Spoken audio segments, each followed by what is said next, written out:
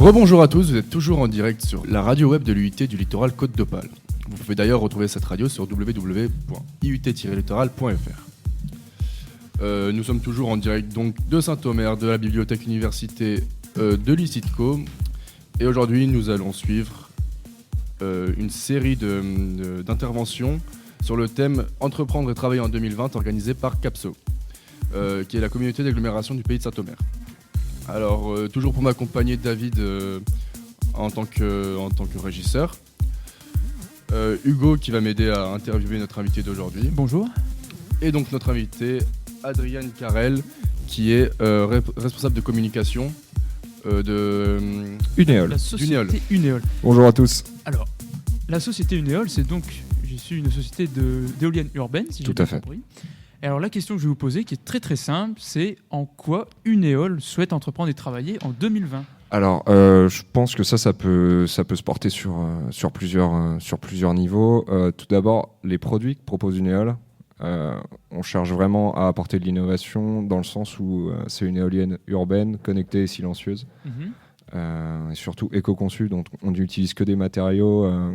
À la fin, en fait, quand on va vous livrer votre éolienne, elle n'aura dépensé aucun carbone. D'accord. Donc ça, c'est déjà une nouveauté et c'est une nouvelle façon de faire. Et aussi dans l'organisation de son travail, où elle va entreprendre. C'est une entreprise libérée qui va vraiment chercher à mettre l'humain en avant et laisser les idées circuler. Donc c'est quand même un nouveau système, une nouvelle façon de faire. Alors justement, vous travaillez dans le milieu de l'éolienne. J'ai une question à vous poser justement par rapport à l'énergie et donc par rapport à l'avenir 2020. Dites-moi tout. Est-ce que vous pensez qu'à long terme, on pourrait remplacer donc des énergies fossiles telles que le nucléaire, par exemple, par de l'éolien. C'est une question très complexe à 11h voilà, du matin. C'est un peu complexe.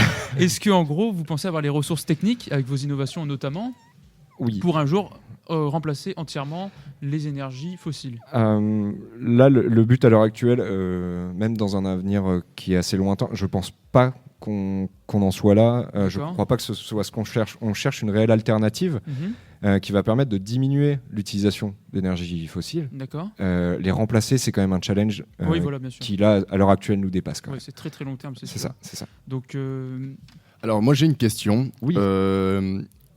En termes de territoire, en termes d'espace, où est-ce que sont implantées toutes vos éoliennes ?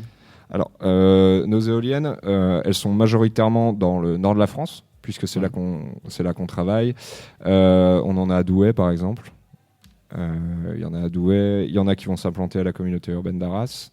D'accord. Il y en a d'autres à Eiffage, au CD2E. Okay. Donc, voilà. Est-ce que vous avez l'intention de vous... vous développer et de... Est-ce qu'on veut conquérir le monde ? Tout à fait. Ouais. Le but est de conquérir le monde. Non, pas du tout. Oui, évidemment, ce serait superbe de se développer. À l'heure actuelle, on est encore en phase de test donc, sur nos éoliennes. D'accord. C'est important pour nous de rester dans le Nord parce qu'on peut avoir un œil sur nos produits et on peut vérifier son bon fonctionnement, faire des tests, etc. À l'avenir le plus proche possible, oui, développons-nous à l'extérieur. Ouais. Alors justement, puisque c'est aussi le thème de notre journée, travailler en 2020, est-ce que par le développement donc, de Unéol, est-ce qu'on pourra travailler chez Unéol ? Est-ce qu'il va y avoir du développement suffisamment pour pouvoir recruter à nouveau plein de petites recrues, plein de petits étudiants frais prêts à travailler ? Alors, si tu cherches un job, il fallait le faire passer autrement. Non, mais est-ce que ça va se développer suffisamment ? Bien sûr. Ce sera aussi... ça rejoint la question de ton collègue qui disait le développement à l'extérieur, etc. Forcément, on aura besoin de beaucoup plus de main-d'œuvre et de nouvelles idées qui vont aussi permettre à Unéol d'avancer. Donc oui, ça fait partie des buts. Alors justement, de la manœuvre au niveau de l'ingénierie ou directement au niveau technique pour la mise en place ? Ouais, je l'ai pris au global. Évidemment, dans l'ingénierie, il va y avoir besoin de toujours faire évoluer ces éoliennes pour qu'elles aient des rendements toujours meilleurs.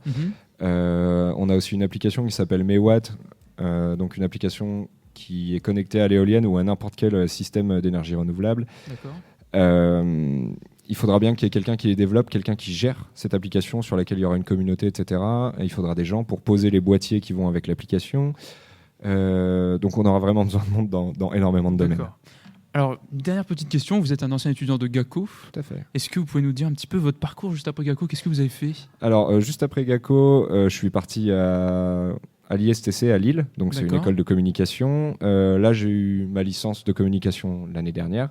D'accord. Et ensuite, j'ai continué dans cette même école, un master en alternance, toujours en communication, avec une D'accord. école. Ok.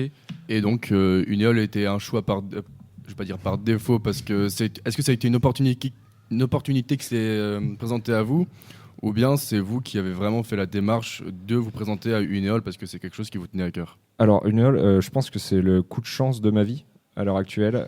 J'ai une copine qui était prise à Unéole, Mhm. et elle a trouvé une offre d'emploi qui lui correspondait plus. D'accord.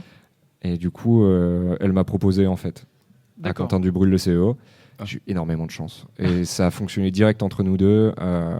On est partis direct ensemble pour bosser. D'accord. Bon. Donc, comme quoi le DUT permet également donc, de se spécialiser quand même dans Bien sûr. la communication. Et c'est une force du DUT, je pense, c'est son ouverture, en fait. Oui, voilà. C'est un reproche que j'ai pu parfois entendre en tant qu'élève.